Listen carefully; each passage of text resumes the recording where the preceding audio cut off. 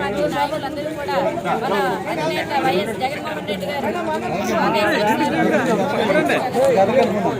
మన ఉండి నియోజకవర్గ ఇన్ఛార్జ్ పివిఎల్ నరసింహరాజు గారి సారథ్యంలో ఈ రోజు సంబంధించి కరెంట్ ఛార్జీలు తగ్గించాలని ఈ 6 నెలల్లో కరెంట్ ఛార్జీలు పెంచి ప్రజల నెట్టి విరిచిన కూటమి ప్రభుత్వానికి ఒకటే విజ్ఞప్తి, ప్రజలకి కరెంట్ ఛార్జీలు తగ్గిస్తామని గవర్నమెంట్ రాకముందు మీరు ఎలక్షన్లో హామీ ఇచ్చారు. కానీ కరెంట్ ఛార్జీలు పెంచి పేద ప్రజలు ప్రతి ఒక్కరు కూడా ఇబ్బంది పడేలా చేస్తున్నారు. సూపర్ 6 అని ప్రవేశపెట్టారు, కానీ పథకాలు ఒక్కటి కూడా అమలు చేయలేదు.